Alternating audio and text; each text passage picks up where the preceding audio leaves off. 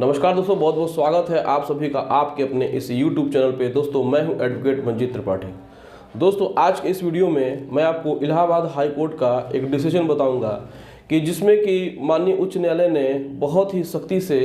उत्तर प्रदेश के सभी जिलाधिकारियों को यह निर्देश दिया है कि जितने भी बैंक की तरफ से आपके पास एप्लीकेशंस जाते हैं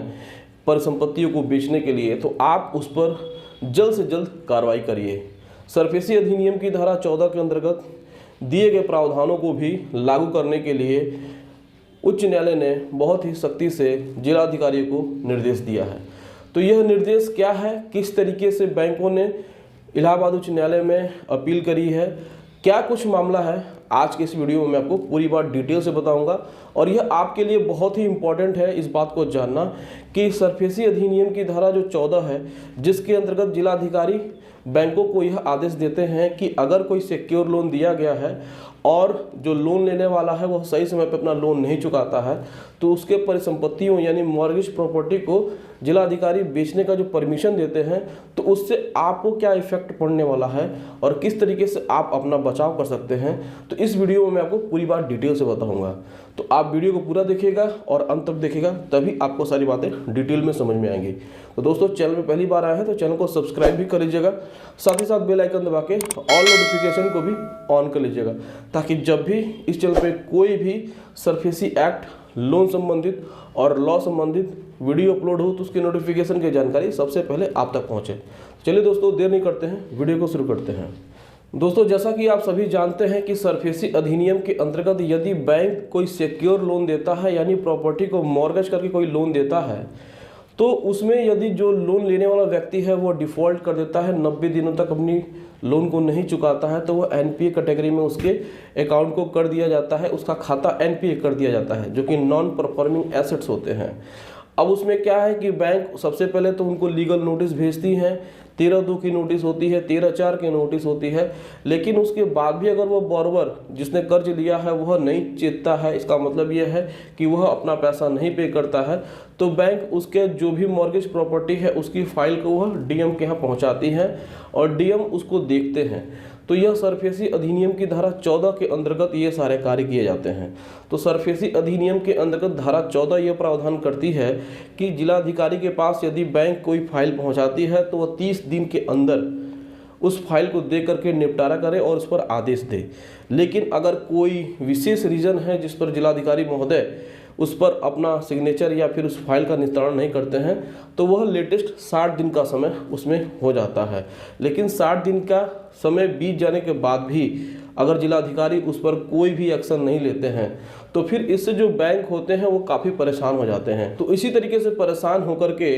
इलाहाबाद बैंक जो पहले था अब इंडियन बैंक हो चुका है, उसने हाई कोर्ट में जा करके एक पिटीशन फाइल की थी। हाई कोर्ट ने इलाहाबाद बैंक यानी कि इंडियन बैंक के पक्ष में फैसला सुनाते हुए यह सख्त निर्देश दिया है उत्तर प्रदेश के सभी जिलाधिकारियों को कि सरफेसी अधिनियम के अंतर्गत धारा 14 जो दी गई है उसके अंतर्गत जो टाइम लिमिटेशन दी गई है 30 दिनों के अंदर किसी भी बैंक के द्वारा फाइल की किसी भी फाइल पर आपको आदेश 30 दिनों के अंदर देना है। यदि 30 दिनों के अंदर आप फाइल पर आदेश नहीं दे पाते हैं तो आपको कारण बताना होगा, लेकिन यह जो पीरियड है वो 60 डेज यानी कि 60 दिन से ज़्यादा नहीं होना चाहिए। आपको पता ही है दोस्तों कि सरफेसी अधिनियम के अंतर्गत जब बैंक कोई भी नीलामी करने के लिए या फिर फिजिकल पोजीशन लेने के लिए जाती है डीएम के पास, तो वह 30 दिन का समय लेते हैं। लेकिन कभी कभी क्या होता है कि जिलाधिकारी इतने व्यस्त होते हैं अपने दूसरे कामों में,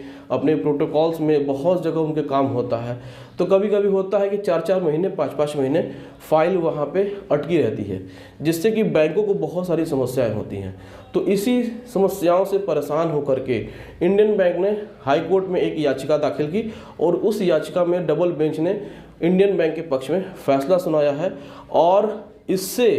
आपको क्या फ़र्क पड़ेगा, इससे देखिए ये फ़र्क पड़ेगा कि अब जो पहले लोग 60 दिन का समय लगता था या फिर उसमें 90 दिन का भी समय हो जाता था, कभी कभी 4 महीने भी हो जाता था बैंकों को डीएम से परमिशन लेने के लिए, तो उसमें आपको जो पैसा भरने का टाइम मिल जाता था तो उस समय आप बैंकों से सेटलमेंट कर लिया करते थे। लेकिन अब बहुत ही प्रॉब्लम होने वाली है, क्योंकि अब हाई कोर्ट के आदेश को अब ये जो भी जिलाधिकारी हैं वो अक्षरशः पालन करेंगे और वह 30 दिनों के अंदर ही बैंकों के द्वारा फाइल की गई फाइल पे आदेश देंगे। तो इससे आपको प्रॉब्लम ये होगी कि आपके पास अब समय कम रह जाएगा। जल्द से जल्द आपका जो भी मैटर है आप उसको बैंक के साथ सॉर्ट आउट कर लीजिए। सेटलमेंट करना है तो सेटलमेंट कर लीजिए, केस फाइल करना है डीआरटी में तो केस फाइल कर सकते हैं। लेकिन जो पहले हुआ करता था कि 60 दिन बीत जाता था, 2 महीने बीत जाते थे, 3 महीने बीत जाते थे, बैंक परेशान रहते थे, बैंक डीपी ऑफिस का चक्कर लगाते रहते थे, तो उससे अब उनको निजात मिल गई है और हाई कोर्ट के दिशा निर्देश के अनुसार ही अब जिलाधिकारी काम करेंगे। तो दोस्तों, यदि आपने भी किसी बैंक से लोन लिया है और बैंक आपके ऊपर सरफेसी अधिनियम के अंदर कार्रवाई कर रहे हैं तो आप कृपया करके अपना जो भी लोन है उसको सेटल करा लें, या फिर आपको अगर केस फाइल करना है तो आप केस फाइल कर सकते हैं डीआरटी में। लेकिन जो पहले समय आप लोगों को मिल जाता था अब हो सकता है कि वह समय न मिले। तो दोस्तों, वीडियो कैसा लगा कमेंट सेक्शन में जा करके कमेंट करके ज़रूर बताइएगा। वीडियो को शेयर भी कर दीजिएगा और हमारे चैनल को सब्सक्राइब करके हमें सपोर्ट ज़रूर प्रदान करिएगा। Thank you so much. जय हिंद दोस्तों।